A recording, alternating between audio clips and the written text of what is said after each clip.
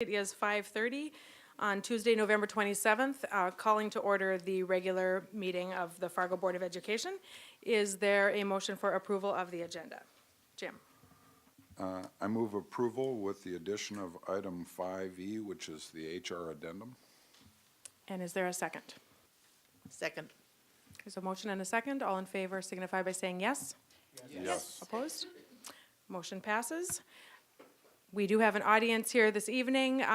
Joining us for, Laura, would you please remind me who our audience members are?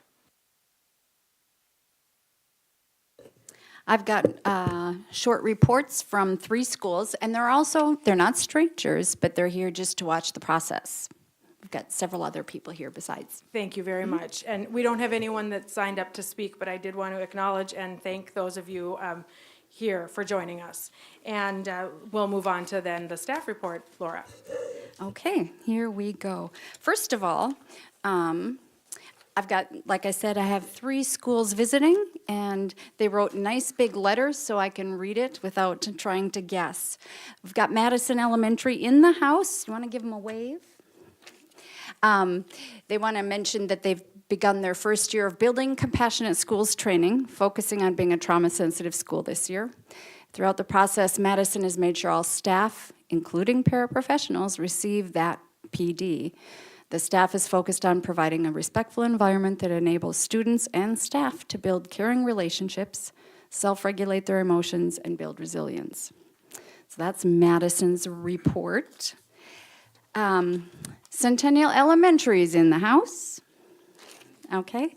On October 5th, the students held a walkathon and raised a grand total of $28,427. I double-checked that the comma was in the right spot. The money going to the PTO to help support a variety of school-wide activities and programs. And at fall parent-teacher conferences, they had attendance rate of 96%. That's Centennial. And then we've got Eagles. You've heard from Eagles already once this year. They got stuff going on all the time. Eagles in the house. 5th graders and 1st graders walked to Touchmark to celebrate the 50th day of school. They had a sock hop and root beer floats with the residents. And I'm going to slide the microphone over to Heather Guy-Spickard, who is a member of the executive board, and she's going to do a little South brag. Well, FEA just raised $3,645 for the big Christmas wish through our Gene fundraiser, South being the top with $384. And a little shout out for our AP.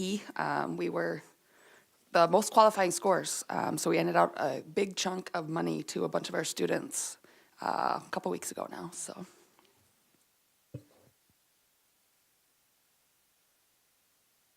Good job. I think they all deserve a round of applause.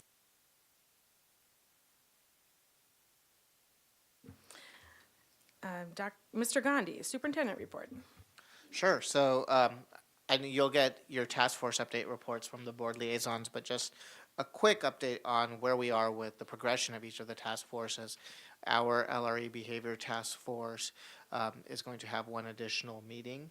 We did wrap up our Early Childhood Task Force earlier this week, so I think we're and we ended that meeting. We ended that task force one meeting short, so we're still netting even. I would say that we're okay.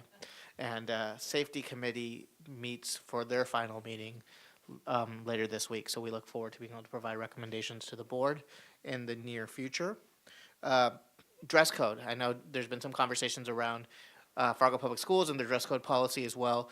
We are working with students and administrators at this point to look at just some of our dress code policy languages and if there are potential changes, but we would not make any changes to dress code or any of our policies for the 2018-2019 school year, as that's already started. So we are taking the process because we know that we have until the start of the next school year if we were to roll anything out. So just procedurally, we are meeting with students to get their feedback on our current policy. We're meeting with administrators, and then based on the feedback we have from that, we will engage parents to get their feedback as well and see if there are any policy revisions needed, what that could look like for Fargo Public Schools in the future. Lastly, we just wanted to share Jefferson Elementary School has been one of the 3 schools in the state of North Dakota to be awarded a full-service community schools grant that allows a school over the course of the next couple of years to be able to provide full wraparound services that include social emotional supports, physiological behavior, mental health supports in the schools as well. And they will be a demonstration school for every other school within the state of North Dakota for what they do for not only our children in the Jefferson community, but their families as well and everyone else in the community. So we really look forward to this planning year of executing that grant and what that will look like in the future for those students and those families in that community. Great, thank you. Anyone have questions for Mr. Gandhi? Robin? Great news about Jefferson. So where was this grant, where did it come from? So it's from the North Dakota Full Service Community Schools Consortium, and there's a lot of entities, so I'm going to read them all.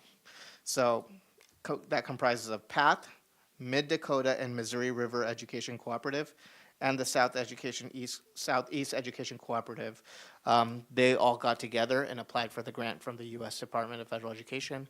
It was a $2.5 million grant for 3 different schools to be demonstration schools and 3 pilot schools. What other schools received grants? That would be, it's one school in Minot, and I don't have the name. Oh, Mary Stark Elementary School in Mann Public Schools and Washington Elementary School in Minot. Thank you. Anyone else have questions? Thank you, Mr. Gandhi. North Dakota Innovation Academy update, Dr. Gross. Thank you thank you very much. Just want to share a little bit information around the Innovation Academy.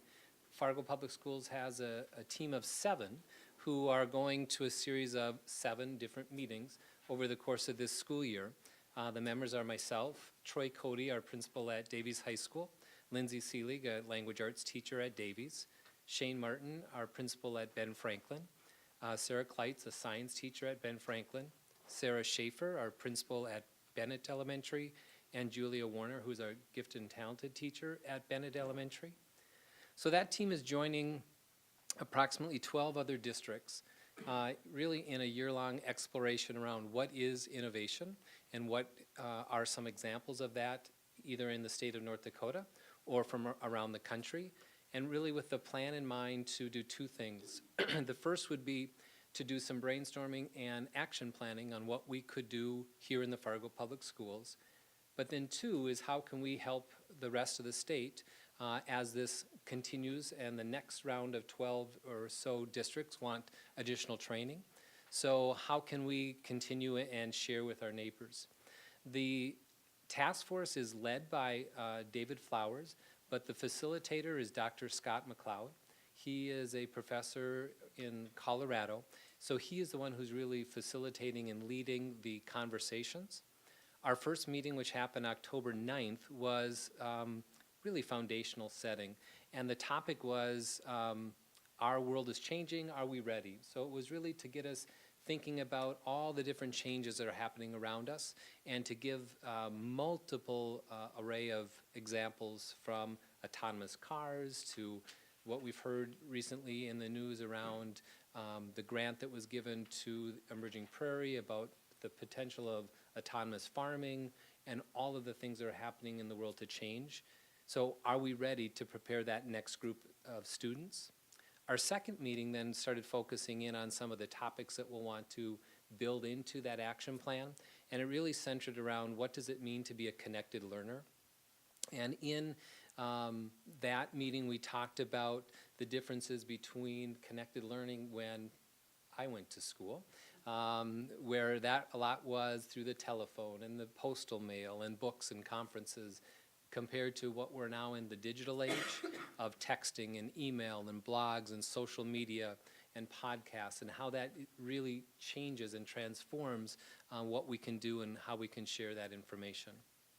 The next set of meetings then will center on personalized learning, blended learning, social emotional learning, and then how do we wrap all those together to talk about where are we currently in Fargo and the other districts who are part of that collaborative, and what does that mean as we build some of those action plans. One of the things that we are doing is, as a team, we're reading this text. It's the new book by Ted Dintersmith. It's What Schools Should Be. The name might be familiar to you because he is the documentary filmmaker who actually created the film Most Likely to Succeed. It was a film that was shown here in Fargo, and there was a panel afterwards. And during his visit here, he then came back and did a TEDx, or was part of that, and really went around the country looking for examples of innovation. And I'll pass my book around just so you can see it, but I would like to draw your attention to page 28, in which Ben Franklin Middle School is highlighted in the text for some of the project-based learning opportunities that we've provided our students there, and that is then provided in many of our other schools. But it's nice to see that we are getting some recognition for what we're currently doing, some innovation practices. So I'll just pass that around. Just to wrap up that last day on November 9th and what we did when we talked around what does it mean to be a connected learner, after we looked at that difference between analog and digital connectedness, we talked about how technology really changes how we can connect with the outside world, and different examples of what that looks like outside of school. The ability to really have communities of interest, not based on geography. So I might have a very deep interest in a topic that maybe not a lot of the people in my community might share, but because of technology, I can instantly connect, communicate, and get into deeper conversations. So we looked at multiple examples of that, from things like academia.edu, which I kind of like. It's research papers that are available that you can share and talk about, to Goodreads, which allows people to come together to talk about literature and have some nice, deep, rich conversations, to even things that might not be directly related to school, like sites, for example, like Patients Like Me, which allow people who have certain symptoms or diseases to come together and share stories to connect them so they don't feel so isolated. We then went into the connectedness on the inside of school and a more direct connection there. So we talked about how we can use crowdsourcing and have multiple people build pieces of knowledge. And we have examples of that in our school system now when we use Microsoft 365 or Google Docs, where we all share a similar document, but we're all adding to it and we're all building that knowledge together. To other sites like, which I thought was really kind of neat, one called the 92nd Newberry, in which it's a national filmmaking competition for students that in 90 seconds, they show and tell the entire Newberry award-winning novel. So it's students acting, it's students directing, it's students making the film. To different blogs that are available for students who have interests in math or science or a particular curricular area, all the way to virtual field trips. So really the second meeting of the Innovation Task Force was to set some foundation as we continue into personalized learning and blended learning and finally into social emotional learning.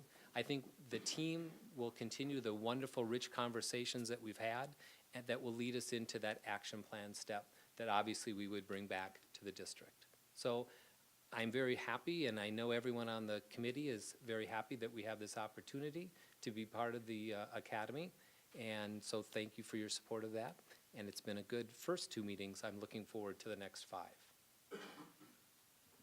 Thank you, Dr. Gross. Anyone have questions or comments? All right. Well, maybe we'll hear some more as you progress through. On to the consent agenda. Is there a motion for approval? Robin, I move approval of the consent agenda with the HR addendum. is there a second? Second. There's a motion and a second. All in favor signify by saying yes. Yes. Opposed? Motion passes. We have no business. That doesn't even make sense to say. It doesn't sound right, does it? But there is no formal business on the agenda for this evening. So we will move on to board reports. All of our work is important. Task force updates. Robin. Just task force, or do you want the liaison at the same time?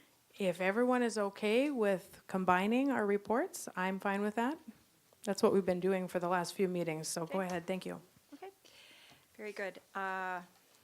Past meetings, on November 14th, we had a citywide PTA meeting. Lots of good information was shared there. They were very interested in the school district's legislative agenda as well as the task force work. So I as a school board liaison, provided that report. On November 20th, the LREB task force met, and as Mr. Gandhi said, the group decided we need at least one more meeting. So a calendar poll, doodle poll was sent to task force members, so that meeting date is to be determined. I will cover a handout that I gave to you as well about the overview from that task force. The next Governmental Affairs Committee meeting is at noon. Please note, December 11th. The reason it's at noon is because we wanted to accommodate board members who wanted to attend the Legislative Chamber's Eggs and Issue event. It's a brown bag lunch, so bring your own food or eat before you come. Other than that, some future meetings are into the next year, preparing for our legislative crossover breakfast in Bismarck. So there will be a lot of activity between now and then. Back to the task force reports, there aren't any minutes from the last meeting, but I did want to provide you each with some of the group decisions that have been made and were presented at the last meeting on November 20th. So the first page in the green and yellow handout that I gave each of you is how the committee, the task force, which are there 40 people on that?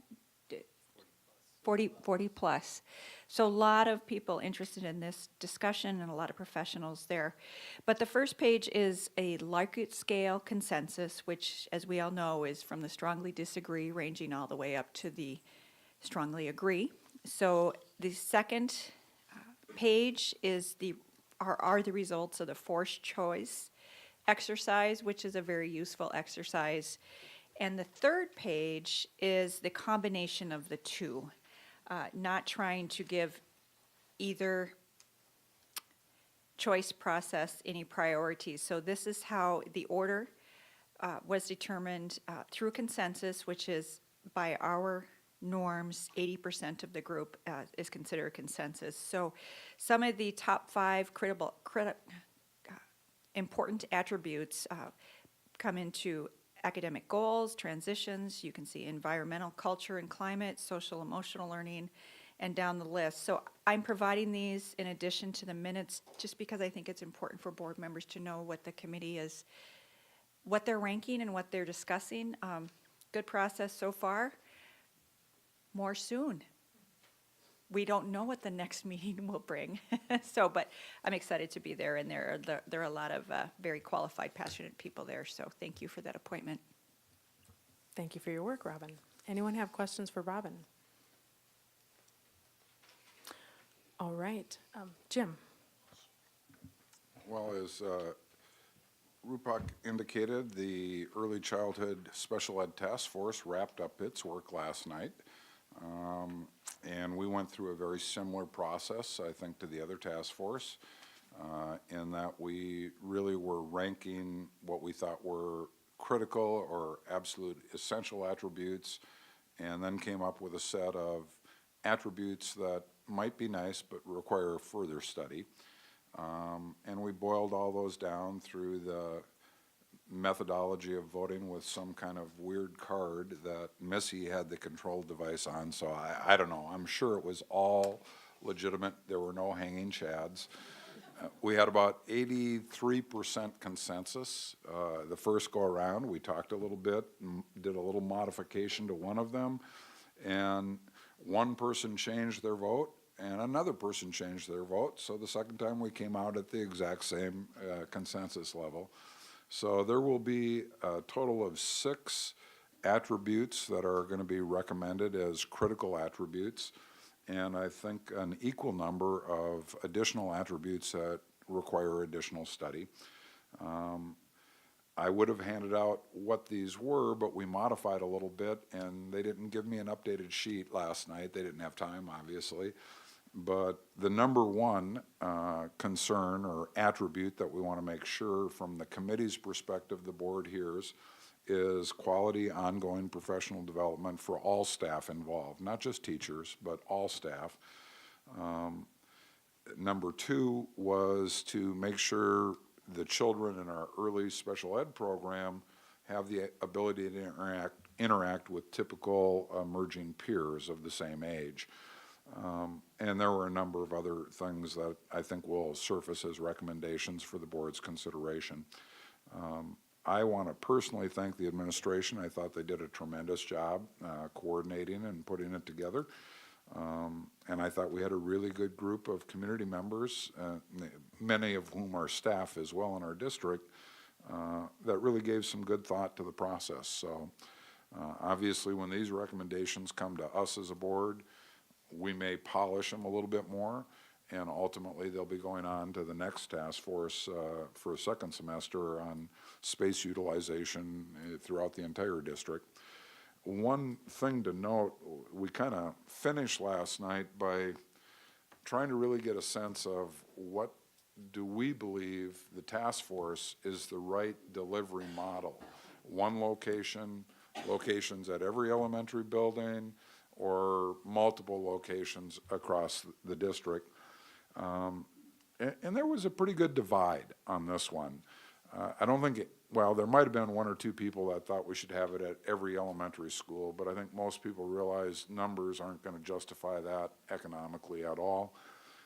And I think there was probably more for multiple locations, mostly due to transportation concerns.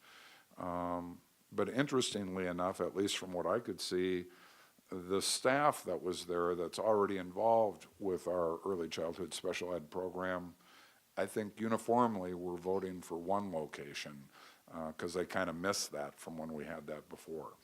So someplace between one and maybe 2 or 3 sites is probably where this committee came down.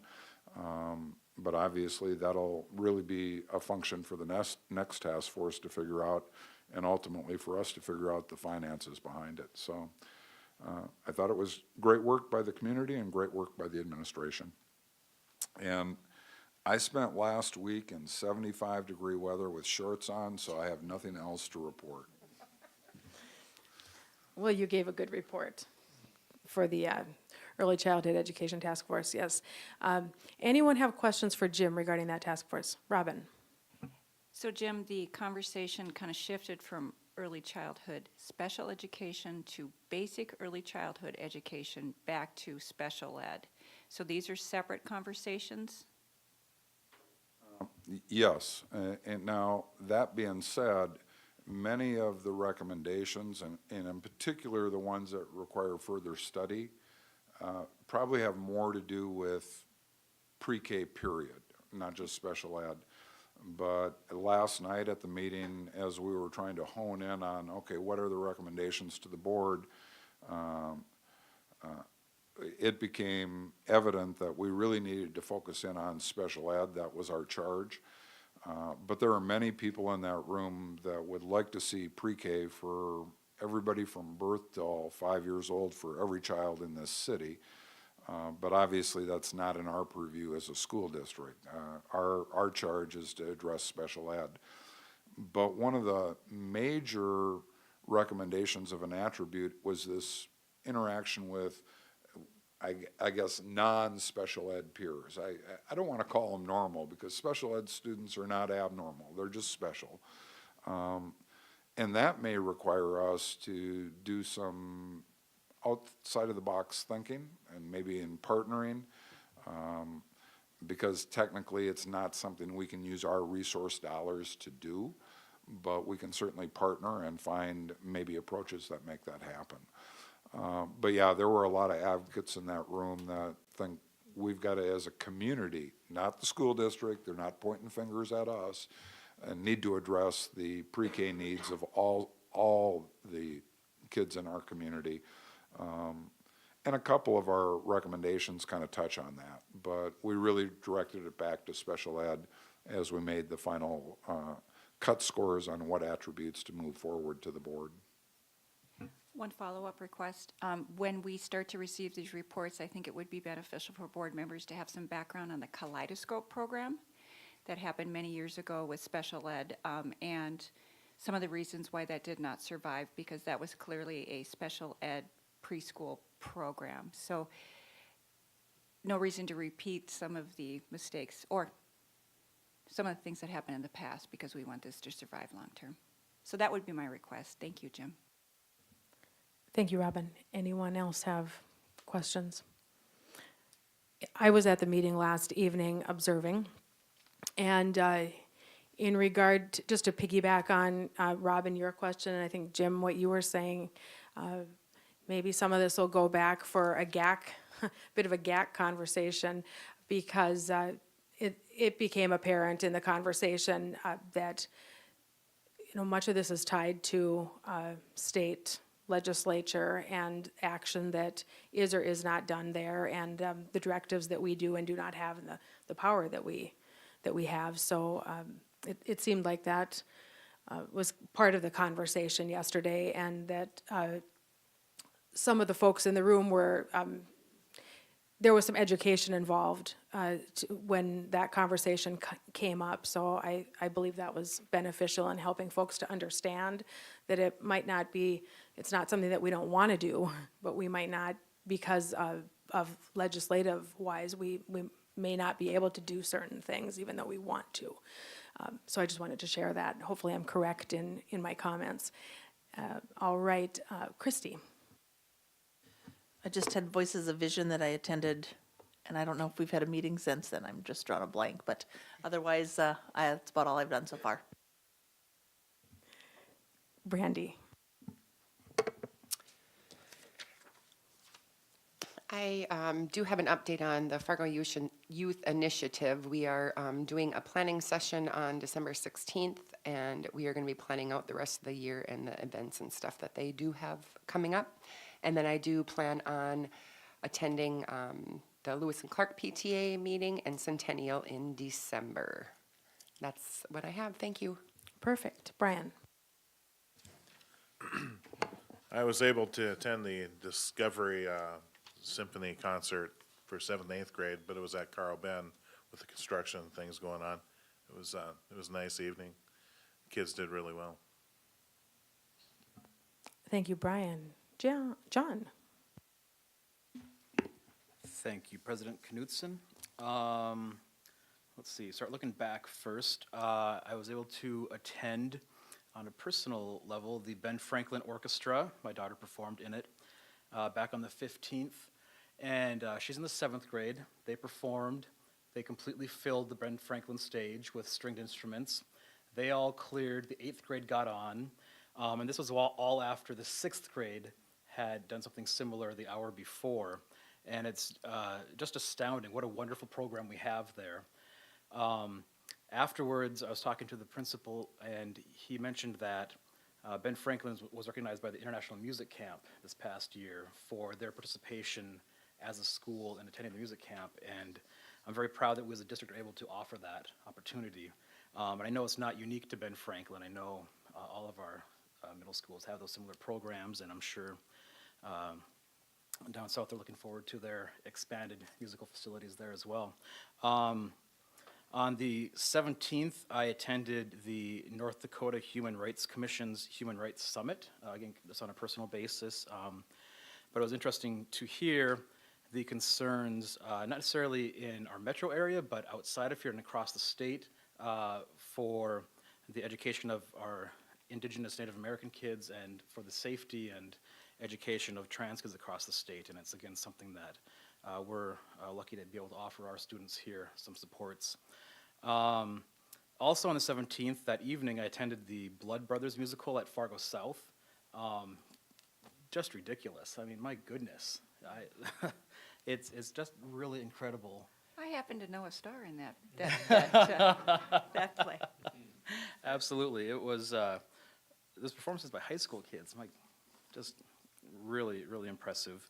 On the 19th, again, just kind of a personal thing in our schools here, I was at the parent-teacher conferences at Claire Barton for my son, and then went over to Hawthorne to talk to his specialist he's working with over there. And just standing in the halls and watching how the teachers and their specialists are interacting with their kids, you can see the love and the pride that all of our teachers, all of our staff have for all of our kids in our district at that level. It's really nice to see. Looking forward to tomorrow night attending the Cass County Career and Technical Education Center's board and advisory meeting. That's going to be over at Cheyenne in West Fargo. Looking forward to an update on what's happening with the potential for the Career Academy in town here. On the 28th, I will be doing my final school board liaison visit to Horace, Mann, Roosevelt. Really looking forward to this. It's their joint assembly. They're going to have everybody over at Roosevelt as doing their celebration of citizenship. And so looking forward to reporting on that at our next board meeting. And then next week on the 6th of December at noon here in the boardroom, the negotiations committee will be meeting. You might have noticed on the consent agenda, we did recognize the FEA as a representative organization. And so we need to be getting prepared for our first meeting early in the new year. That is my report. Thank you. Thank you, John. Jennifer? Okay, so both Health Insurance Committee and the Communications Committee met since our last meeting. So I'll just share a couple of the highlights here. Health Insurance Committee met today and spent some time talking about the history, and really I just want to say thank you to John Nelson for pulling together and going through all of the history back to 1993 and then some. It was pretty impressive, actually. A document about this thick. And so anyway, they did spend a majority of the time talking about the committee purpose and what the recommendation would look like coming forward to our December meeting. Additionally, there were some positive comments or positive feedback shared around the Alex tool that was rolled out to staff this year. And their next meeting isn't until January. So a holiday break. Communications Committee, we spent some time talking about the goals and the strategic plan for the committee. And really, I guess one of the goals that we highlighted was that, you know, it's the committee's or the board's job to continue to find avenues of input for students and staff and parents and the community. And then highlighting, the committee highlighted some current examples of this, being LRE, Behavior Task Force, the Early Childhood Task Force, the Safety Committee, and the student luncheons that currently are happening with Mr. Gandhi. The recommendation that came from that discussion is that students would be invited to participate as well in the Building Usage and Facility Task Force. We also took a few minutes to talk about, actually Mr. Gandhi took some time, I don't know, it was probably more than a few minutes, to review the communication audit that we participated in several years back and just to share some of his thoughts about that. And our future meeting we have on here is for December 17th at noon. But please remind me, did we keep that meeting?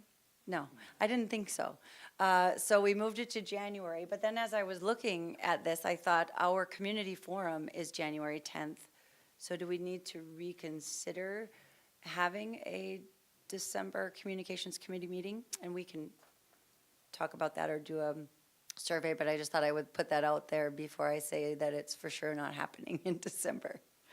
And that's it. I also attended the LRE behavior task, the last task force, as well as a couple other meetings as an observer.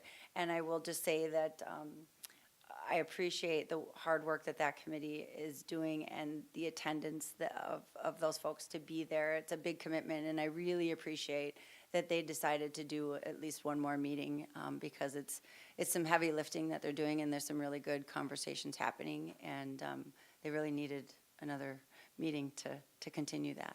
So that's it. That's all I have. Thanks. Thank you, Jennifer. David?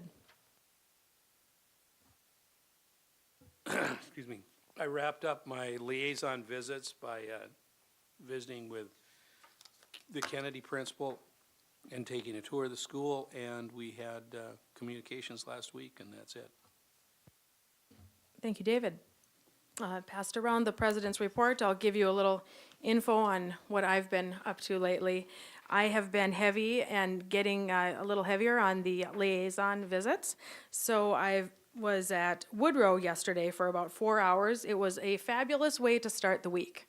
nothing better than spending time in that building because there is so much good stuff that happens there. So I received an opportunity to have a brief overview of the orientation that is given every Monday. I think it's at 3 p.m. I could be wrong on that time, but I know it's every Monday afternoon for students interested in attending Woodrow, and learned that, and that's about an hour presentation, and learned that every student that ultimately attends Woodrow must attend that orientation so that all the students have a good understanding of what that school has to offer them. That was wonderful.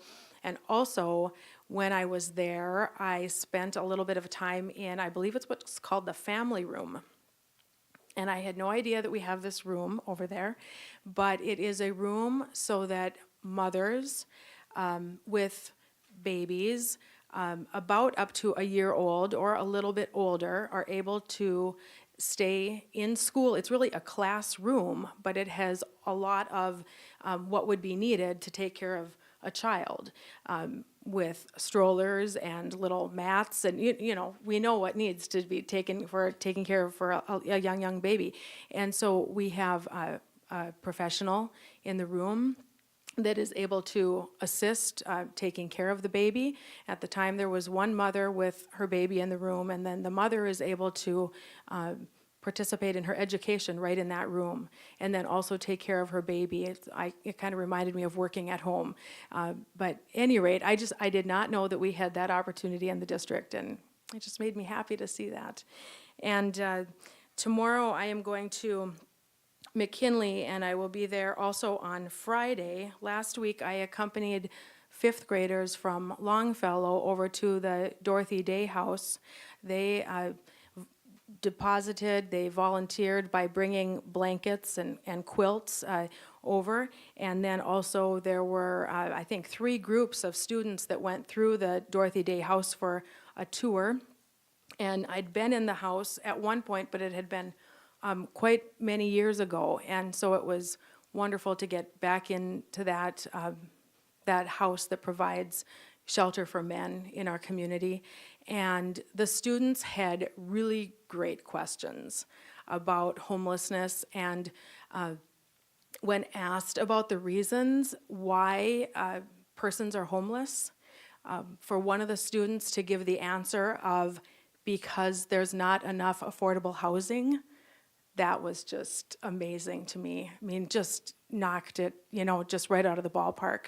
Of course, many other reasons why homelessness comes to our lives, but that was a very special time, and I'm going to go back to the school this week for a visit with the students to hear, sit with them over lunch and hear a little bit from them about their thoughts now that they've been there. I attended the 2 task force meetings, early childhood education and the LRE task force. A couple of items that are personally related, but personal for me, but community events that tie in with education. One is to piggyback on John attending the North Dakota Human Rights Summit. I also was there. And I did end up standing up and sharing a bit about our Indian Ed program that we collaborate with West Fargo on, because there did get to be a sense, I thought, from at least some in the room that just wasn't the awareness that of any of what we do in the school district and in West Fargo in regard to Native American education. So I shared that I shared just a bit. I shared we have a program.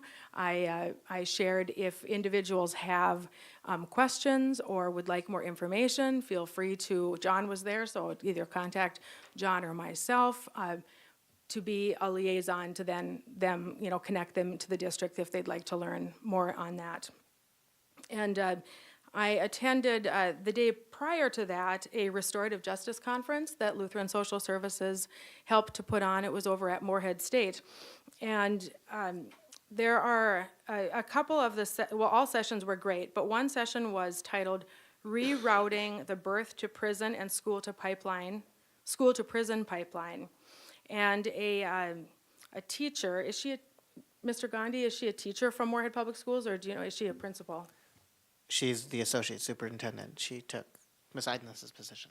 There we go. Okay, thank you. It doesn't say this on here, it doesn't give her title, but Tamara gave a wonderful presentation of many, many statistics that are tied to, again, birth to prison, school to prison pipeline. And RUPOC has her presentation, I believe. If individuals are, if we're interested in receiving that presentation just for our own education, I'm sure he'd be happy to share that out.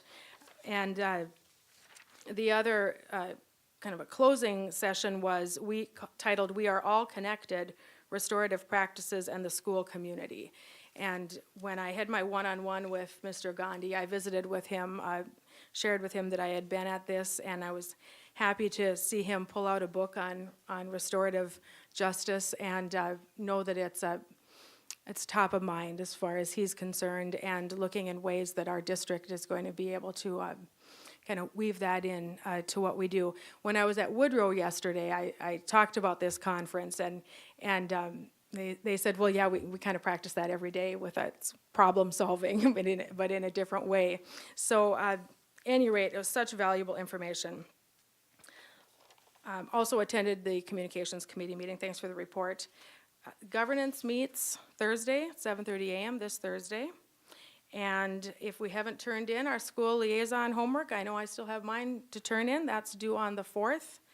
And we have some monitoring homework due on the 6th. I suppose Anne Marie will be sending information out to us on that very soon. And Brian and his wife have volunteered to host a holiday gathering for us. We usually do something every year. I know there was a doodle poll sent out, so if you haven't had a chance to respond to that, please do so. Thank you for your generosity. December 14th, reminder of the Aspen Group training. I'm really hoping we can all be there. We scheduled that date quite some time ago based on the feedback that we all gave in terms of our ability to attend. So if there are any questions about an inability to attend, just please work on making that a priority to be there. And if you have to miss anything, that you're able to be there for the most of the day. So we appreciate you taking your time for that. And our next meeting is December 11th. It's the same day that there's an Eggs and Issues meeting. So that's my report. Robin? Quick question. I, like Jennifer, trying to plan for January. Do we only have one board meeting in December? We do. Okay, just want to make sure that's still the practice. Okay, that raises some things up higher on my list. Thank you. Because the meetings for the Fargo Board of Education are on the top of all of our lists, aren't they? That's what you're meaning. I know that. Okay, thank you very much for being here this evening. Thanks to the audience, and at 6:12 p.m. we'll adjourn.